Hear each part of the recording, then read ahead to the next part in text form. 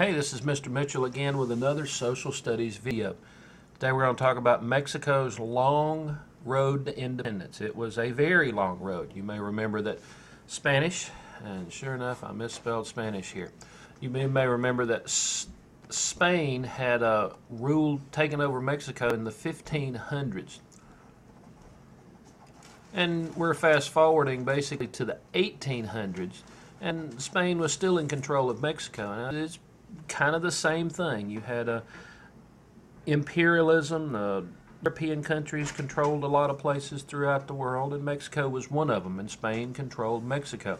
But it was in 1810 whenever we're going to see something kind of started the ball rolling toward Mexican independence.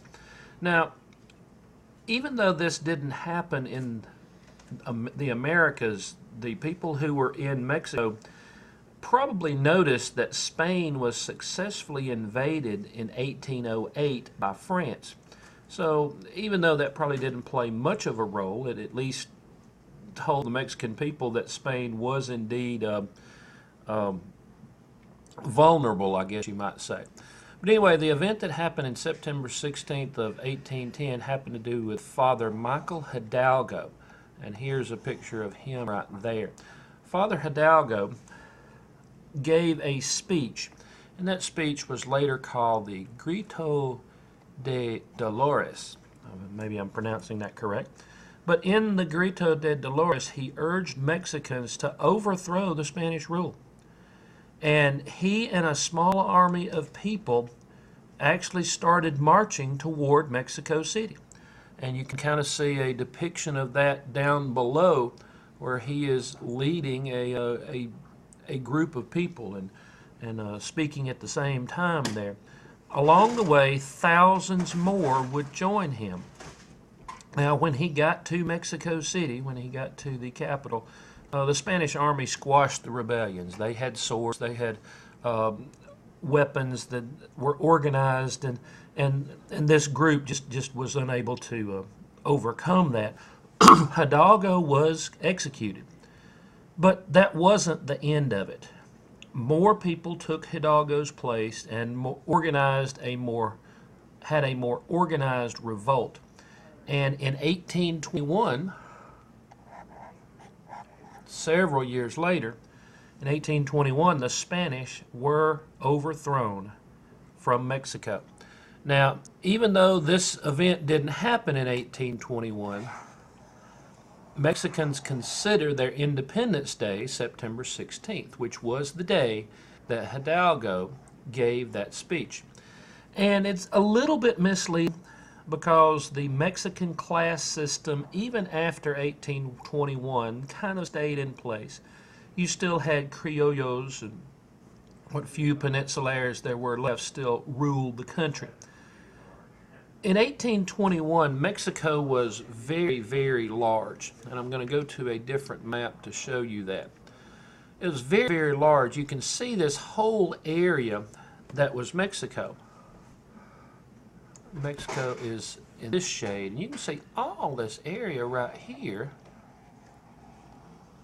that's now in the United States was at the time part of Mexico, from California all the way to Texas, and you have several states in between: Utah, Arizona, New Mexico, Nevada. All of this area was Mexican territory. Now, a lot of this area was desert. You didn't have a whole lot of population in any of these parts except Texas. Texas had a larger population than the rest of Mexico had. But most of those people didn't come from Mexico. They came from the United States. So most inhabitants of Texas were used to being governed by the United States, and they had their culture there. In 1836, Texas revolted. And so in 1836, Texas, and this had to do with the Alamo. You remember hearing of the Alamo. 1836, Texas seceded. They ended up breaking free from Mexico, and they were their own government. They were their own country for 9 years. They were the Republic of Texas. 9 years later, Texas became part of the United States in 1845. But both Mexico and Texas disputed the boundary. Here's a map that shows you better of that. Here's what Mexico thought Texas was. And Texas thought it was all of this, and the United States thought Texas was all of this. So this was all disputed area right up in here. So they actually had a war over it. It was the Mexican War. Started in 1845. But most of it was 1846 through 1848. And you probably can imagine that Mexico was no match for the United States as far as military went. So the United States would end up gaining almost all of the previously stated territory. In 1853, with the Gadsden Purchase, the United States got the last little bit. So you can have territory all up in the blue here that the United States gained as a result of the Mexican War.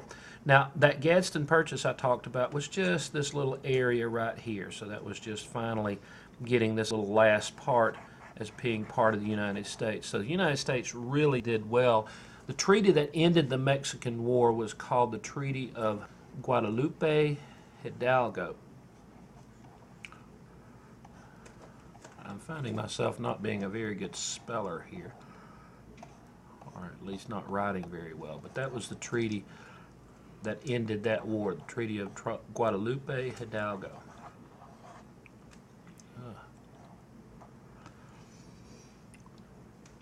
In addition to wars with other countries, well, Mexico was at war with itself.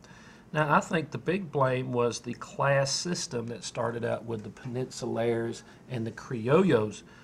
You still had a huge number of people that were poor and the very small, wealthy upper class. And many Mexicans hoped for a change. One of the changes finally, or the start for the change finally came with Benito Juarez. And you can see Benito Juarez right here. Benito Juarez was a very popular man who rose from poverty to become the president of Mexico. Now, he allowed reform to happen. There were a lot of people that wanted reform, and under his presidency, he allowed a new constitution to be written. It had a new Bill of Rights that ended slavery and ended forced labor. And that all sounds like a very good thing, but changes were hard. You had those people who were of the wealthy class, which didn't go down without a fight. You had those people who were in the army who were often being tempted by those who are in the wealthy class to fight for them. And it just seemed like you had a lot of challenges with this reform. And there was actually what's called the War of Reform from 1848 through 1850. You wouldn't think that you'd have wars over reforms, but you did. This was a challenging time, and change was hard. Many battles in this War of Reform. In fact, you can kind of see some of the battles right here. Now, I'll change that because that is something completely different, so I'll have to back up. After the War of Reform, Mexico was kind of weak, and there were other countries that actually tried to take over Mexico. Britain, Spain, but the one that actually succeeded was France. You had France, and here's where the path of the French invasion, they actually came in and went to take over the capital. Now, you may have heard that Cinco de Mayo, that's the 5th of May, is a Mexican holiday. That was where that was celebrating the victory here at Puebla during the French invasion. It would not last. The French would end up taking over Mexico City. But they actually controlled Mexico for 4 years. It was not until 1867 they succeeded in taking over Mexico. 1863. It was not until 1867 that Mexico was even able to get their government back. And Juarez was put back in power. But still, even into the early 1900s, Mexico had this huge division between the rich and the poor, and the government not being able to do much about it. I think the statistics in your book say that 2/3 of Mexicans did not own any land at all. Out of 15 million people, only 10 million did not own any land at all. 1910 through 1920 was a particular time of turmoil in the Mexican government. From 1910 through 1920 is often called the Mexican Revolution. Now, Mexican Independence Day was many, many years earlier, but even here, over 100 years later, Mexico still had their challenges, and you can see some of the battles that were fought in this Mexican Revolution down here in this page here. Now, it's kind of hard to understand these battles. Many parts of Mexico had armies. This was not just a government army of two different sides. Many parts had armies, and they had particular causes that these armies were willing to fight over. One issue was free elections. Another issue was land ownership. And you can see you have this battle way up here. You have battles all the way down through Mexico from these various armies that have their own agenda, you might see. And you can you can see some pictures from one of these armies. You can see somebody who apparently has not made it there. People dressed up in military arms that are firing. We have, this was a famous photo right here. Here's a group of citizens who were just trying to protect their little town, who are on animal horses with guns, just trying to protect their town. It was probably a challenging time. Land was a problem. There's a law back in the 1880s that allowed wealthy ranch owners to basically take the land from local villages to make these big haciendas. And that was part of the problem that would have to be solved with the Mexican Revolution. And we don't have enough time in this video to talk about the solving of that problem, but I will show you some haciendas. A hacienda is a big farm or ranch, sometimes up to 40 or 50,000 acres. And like I said, the question would be whether or not to break these haciendas and how you would do it with the blessings of the people who own this land. Here's some questions. Question number 1. What was the Grito de Dolores? Number 2. How did Mexico lose Texas? Number 3. How did Mexico lose most of the rest of the United States West? Number 4.